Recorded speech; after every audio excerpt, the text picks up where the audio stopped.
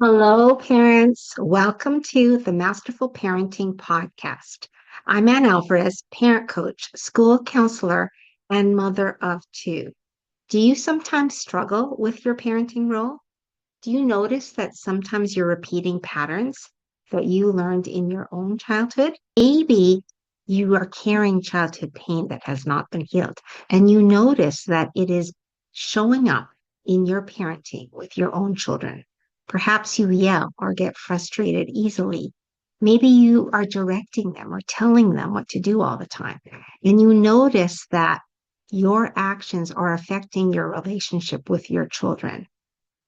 Well, parents, I totally understand this. I came from childhood pain and I learned how to be a relational parent with my children. And I can teach this to you as well.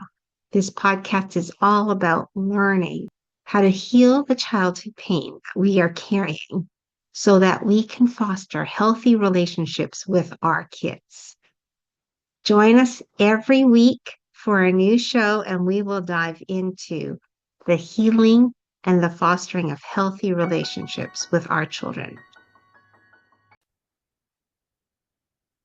Hello, parents. Welcome to the School of Humankind. Boundaries are Healthy webinar. So glad you can join today. Just about me, my name is Anne Alvarez. I am a parent coach, a teacher, a school counselor for over 15 years, and I am also the mother of two boys, ages 25 and 14. And my passion is to help parents break the cycle of their childhood and learn how to be a relational parent. So, boundaries are healthy. What is a boundary? A boundary is an imaginary line that separates me from you in regards to physical space, in your feelings, your needs, and your responsibilities from others. Your boundaries also tell other people how they can treat you, what's acceptable and what is not acceptable. And without boundaries, people may take advantage of you because you haven't set limits about how you expect to be treated. And this includes our children. It's important that we have boundaries with anyone who's not being healthy with us. What are the types of boundaries?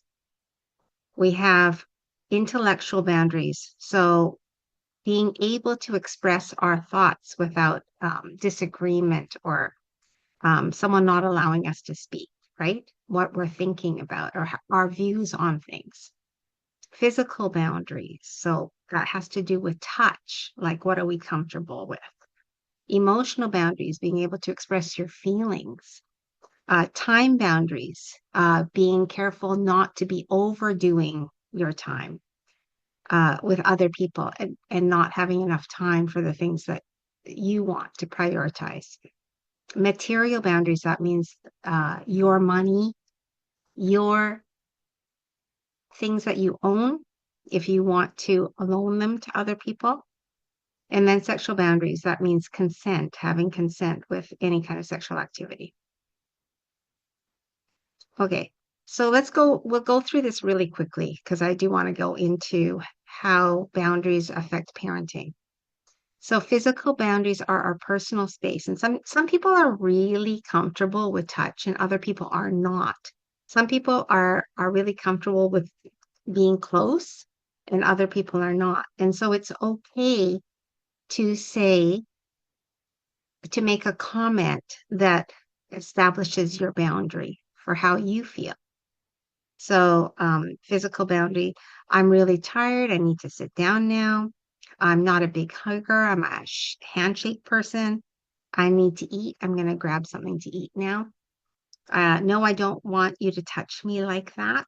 Don't go into my room without asking first. Okay, that's something our kids will have a physical boundary with us, especially as they're getting older, as teenagers. They will say, please don't come to my room without asking. Please don't look through my things. Okay, these are physical boundaries. Um, and the violations of physical boundaries are when there's unwanted touch, when you are not taking care of your physical needs, um, like you're waiting to eat or to drink, you're tired, but you overdo it and then you don't rest. And it can be very problematic. There could be physical abuse as well. So it could be very problematic when we neglect our physical needs. When we neglect our physical needs, then we end up doing damage to ourselves. And our children will start to neglect their physical needs because we are role modeling that to them. I'll just share with you, parents, when I was a young mom and I was very tired, people who are young parents or parents, new parents, will understand like the first few years are really challenging because our babies need so much from us. And I was no different. I was very, very exhausted, especially with the first one. And so when he was a toddler, I would say, Mommy needs a nap. And I would go and have a nap. And I put him in front of a TV show, like a educational show or something, or give him something to do. And I would say to him, if you're tired too, you can come and lie with mommy. And oftentimes after my nap, I would wake up and see him right beside me.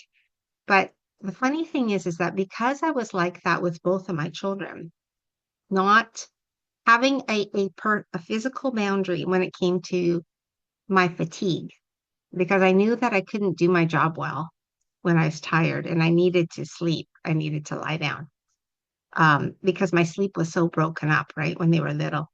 So both of my children, I will say, and they're old now, they both still nap. They both still listen to their physical boundaries. And I think it's so important that we listen to our bodies. This is what I have taught my children. Listen to your body. Your body will always tell you what it needs. What if it's hungry, if you're tired, listen to your body.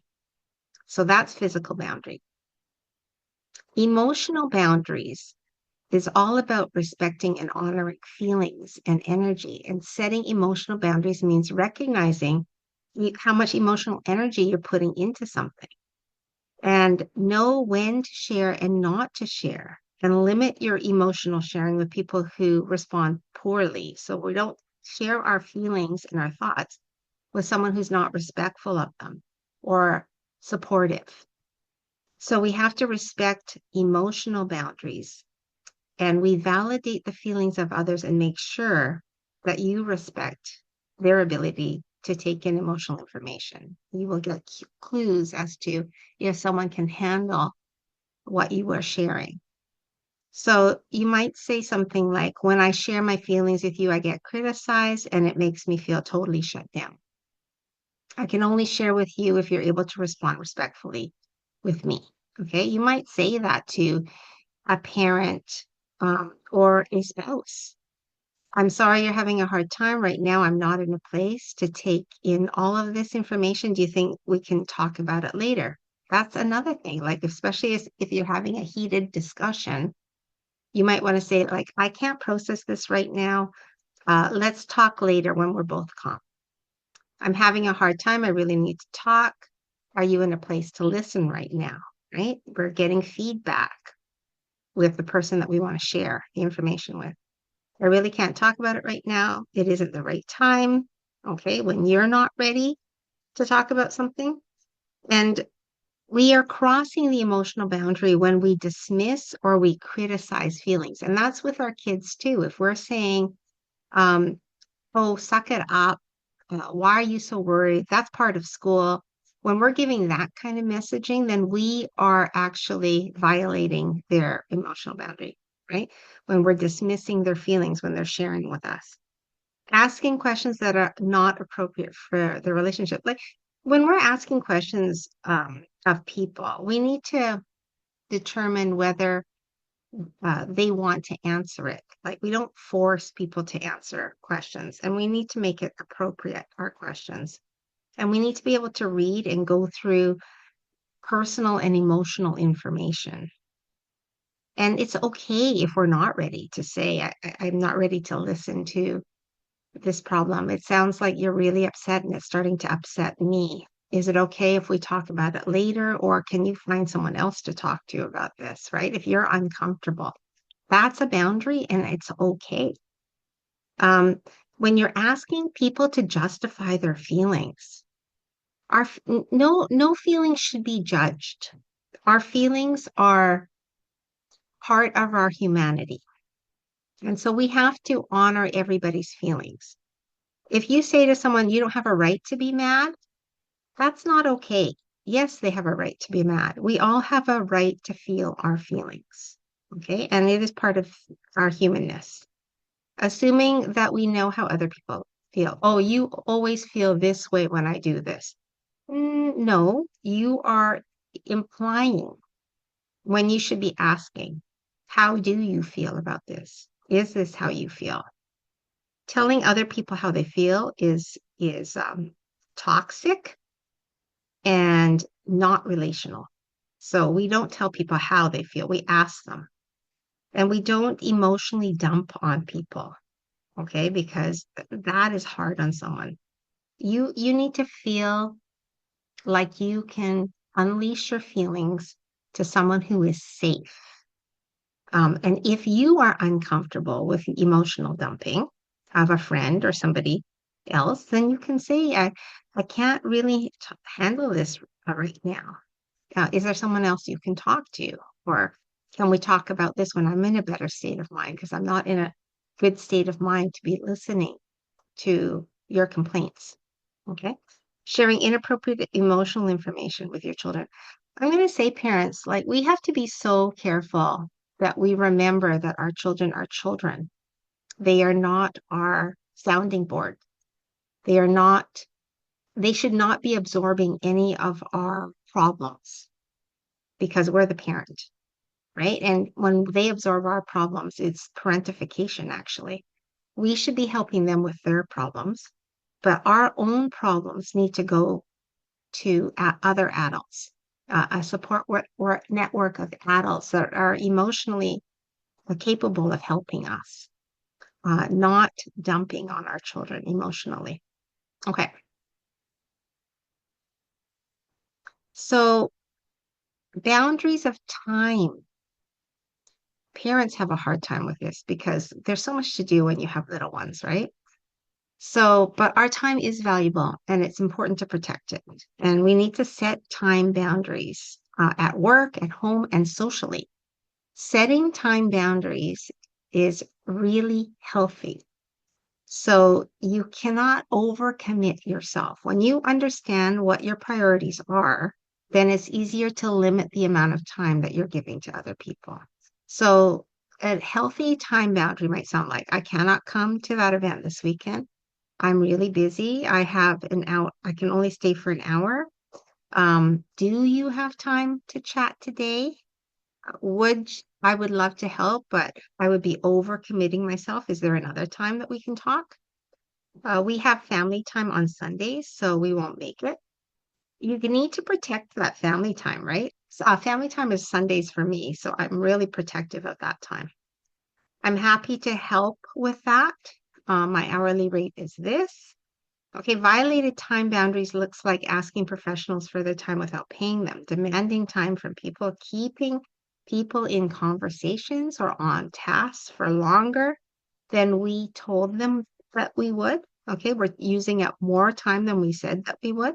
We're showing up late or canceling on people because we have overcommitted and contacting people when they said they would be unavailable.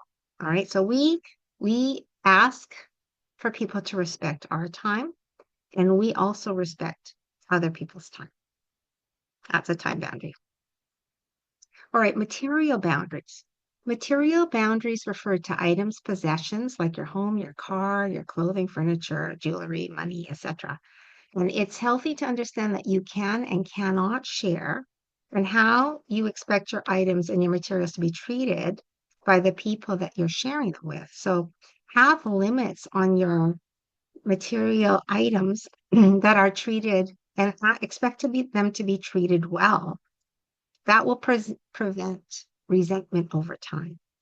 And it might sound like I can't lend you out my car. I'm the only person with the insurance. We can't give you any more money.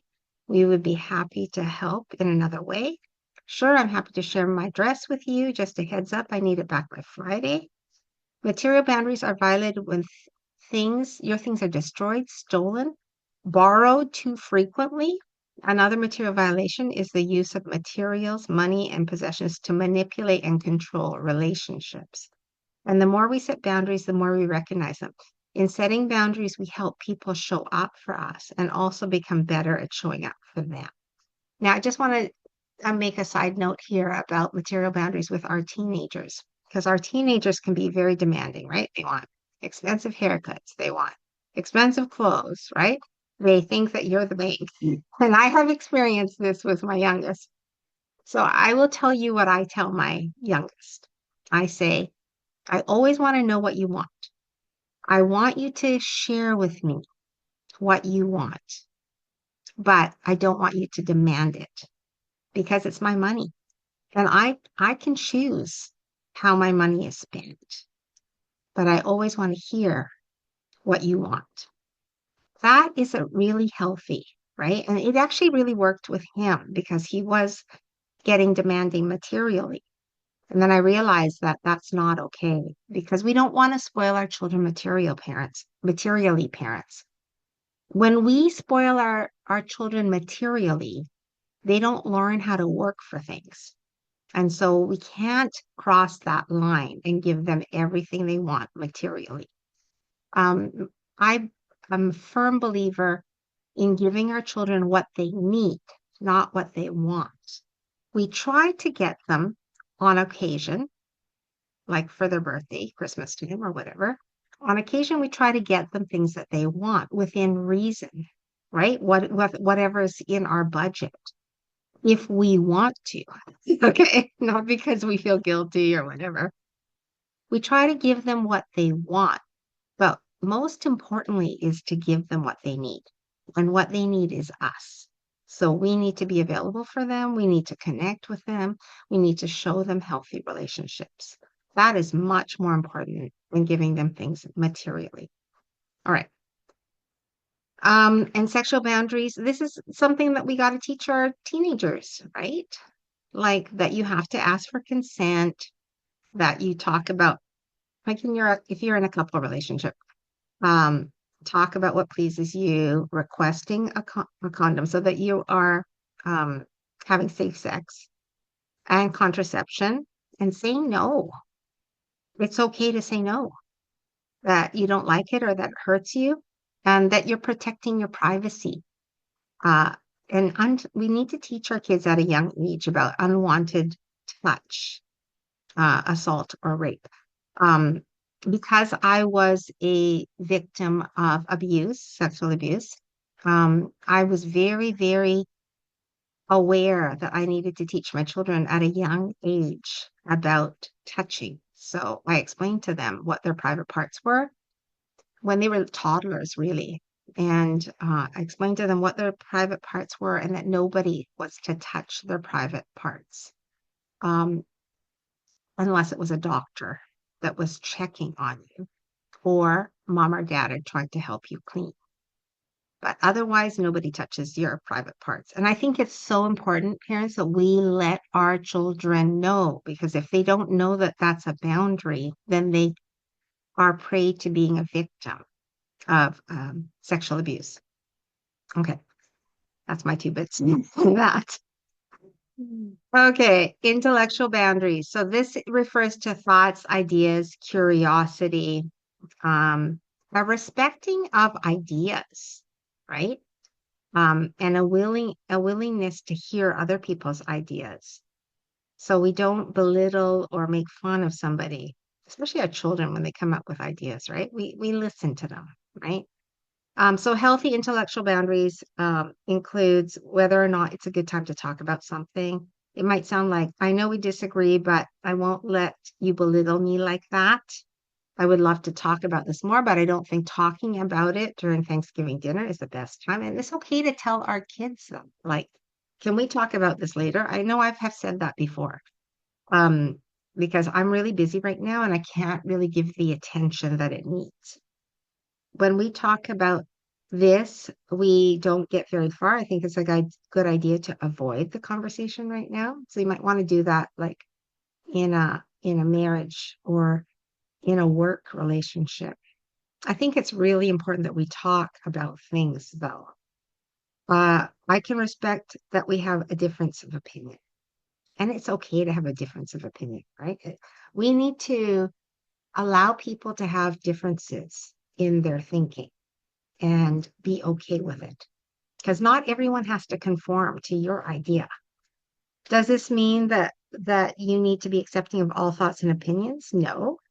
It is also important to learn to recognize the difference between healthy and unhealthy discourse. If someone is sharing an opinion that is inherently harmful, like racism, sexism, xenophobia, homophobia, then you have every right to put a hard line in the sand and say, I don't really want to talk about this, or I'm offended by what you said, and distancing yourself from them or cutting them off.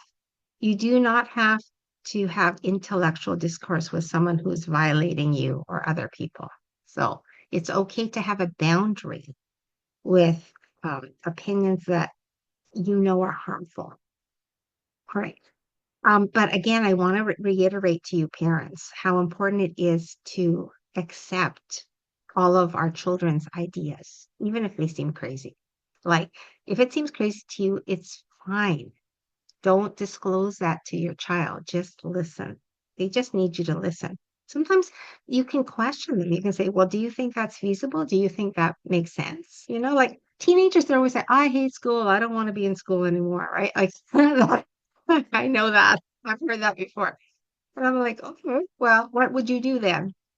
Like, how would that work? Right? Legally, you're supposed to be in school. I didn't nix the idea. I didn't say, don't be stupid or whatever. I said, let's open the conversation. I'm going to ask you a question about it, which is so much healthier. Okay, what happens to our children when we cross their boundaries? Because they have boundaries, right? And we have to adhere to their boundaries as well. So they don't learn how to have boundaries with other people. I know for me, my boundaries were crossed a lot. I had very controlling parents in my childhood. And then as a result, as an adult, I had problems with boundaries with other people. So this is the problem, parents. Those of you that are controlling, telling your children what to do all the time, it is a danger because now our children don't have boundaries, are not respected. Their boundaries are not respected. So in adult life, it's going to influence who they attract into their lives that are unhealthy because they don't have boundaries. They get taken advantage of. Okay. And they can also have anxiety because they don't feel like they have control. Anxiety really is a feeling of not being in control. So we take control away when we are crossing their boundaries. And we have to give them the control so that they don't feel anxious. And they feel badly about themselves because they don't think their opinions matter. When we brush away their ideas, then we are giving the message that I don't care about what you think. And that is not a healthy message for our children. Our children need to feel heard. I say in a relationship, healthy relationship, you need three things: to feel heard, to feel seen, and to feel supported. And those three things are mandatory in every healthy relationship. So if you want to foster healthy relationships with your children, then you need to listen to their opinions um, and make them important because they are. They can become people pleasers who don't listen to their own voice. Yes, because they don't want conflict because they had conflict in their childhood. So they will end up not listening to themselves and instead doing what other people want them to do. And that is not healthy. Okay. All right. Those are the boundaries. Now, When do we have boundaries with our kids? Okay, we have to have boundaries with our kids. It's super, super important, right? To keep them healthy. And in our own families, we need to have boundaries. So when it's a safety issue, no, you don't bang on the window because you're going to break it, right? That's safety. Um, or no playing with fire, obvious things where something bad can happen. We have to set a boundary, right? So we have a safety boundary, their safety boundary for themselves, and our own safety boundary, right? So, and I'm talking about like if we have a teenager that is really irate and starting to break things, and um, younger siblings are scared, then they are creating an unsafe environment in the home. And as leaders of our family, we have to ensure safety for everybody. So we have to have a boundary. We have to say, son, daughter, you're really mad right now. It's fine to be mad, but it's not okay to break things. I'd like you to go outside, go for a run, go for a walk, do something to release the anger, and then come back. Something like that. We have our punch your pillow. Maybe you can go and punch your pillow right now, but you're not breaking anything in the house and you're not yelling and screaming and scaring your brother or sister. Okay, so that's a safety boundary, okay? Because we're protecting the emotional health of every family member. All right. Material wants. So again, I would give you the example of when our teenagers want everything. It's not our job to give them everything they want. Our job is to give them what they need. And what they need is us, relationship, good modeling, learning values, giving service to others, right? We want to raise good people. So giving into their material wants does not make them good people, parents. I've seen time and time again teenagers that have been spoiled and then they do not function well in life because they are used to someone giving them things instead of working for it. So we have to be super careful that we are not giving into their material wants. We let them work for things if they really want something. And then we provide. On special occasions, we can provide, but we give them what they need, not what they want. Okay. And again, I mentioned protecting the siblings, right? So if they're fighting, you have to intervene because they're crossing a boundary of now someone in the family doesn't feel safe because they're being bullied by their sibling, right? So we have to cross a boundary. We have to establish a boundary with behavior with siblings that no, you're not fighting. We're going to talk about this. What's going on? Why are you two arguing? Right? We make sure we catch it early so it doesn't escalate. And we want both siblings, brothers or sisters, to feel safe with each other.